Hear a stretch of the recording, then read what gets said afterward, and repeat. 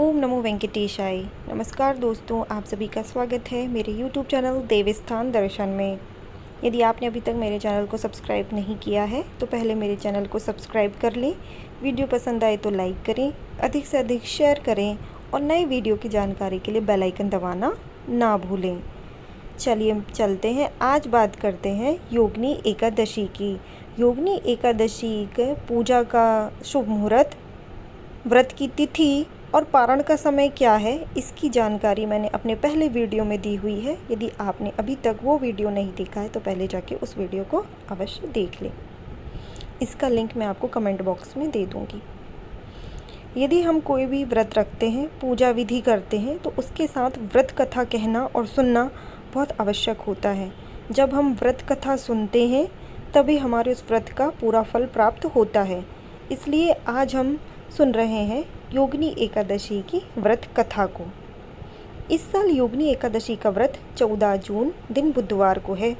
इसे आषाढ़ कृष्ण पक्ष की एकादशी भी कहा जाता है। एक बार धर्मराज युधिष्ठिर ने भगवान श्री कृष्ण से इस एकादशी व्रत के महत्व को और पूजा विधि के बारे में बताने का आग्रह किया था। तब भगवान श्री कृष्ण ने युधिष्ठिर से कहा था कि आषाढ़ कृष्ण पक्ष की एकादशी को योगिनी एकादशी कहते हैं।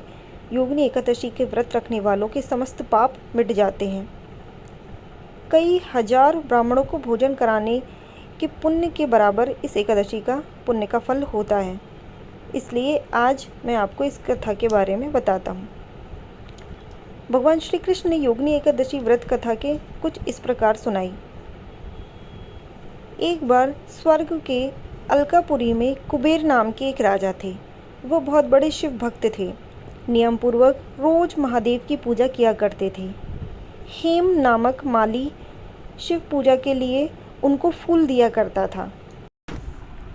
इस माली की पत्नी का नाम विशालाक्षी था, जो कि बहुत ही सुंदर स्त्री थी। एक बार माली मानसरोवर से फूल लेकर आया, परंतु वह राजा के पास नहीं गया, बल्कि घर पर ही अपनी पत्नी के साथ हास्य विनोद करने लगा था।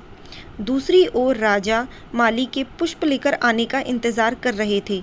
जब दोपहर तक हेम नामक माली नहीं आया तो राजा ने सिपाहियों को उसके घर पर भेजा।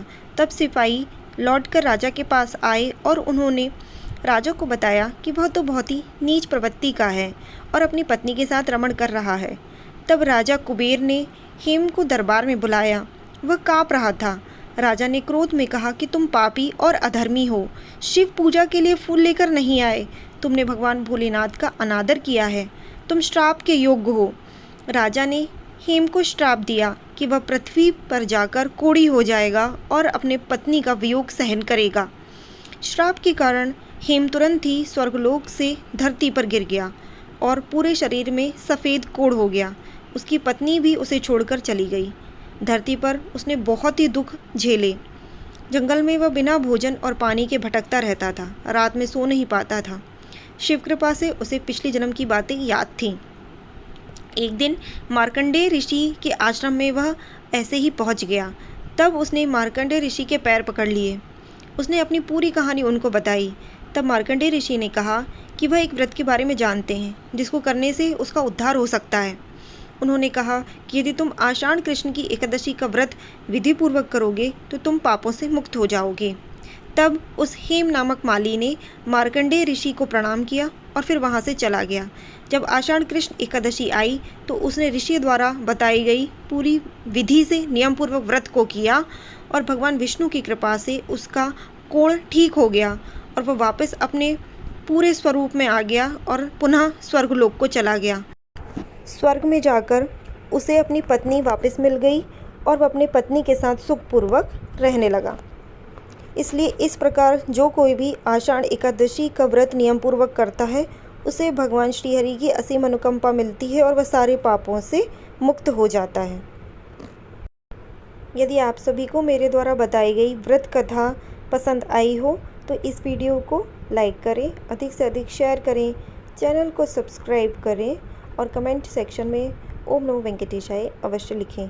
चलिए मिलते हैं अपने नेक्स्ट वीडियो में नई जानकारी के साथ।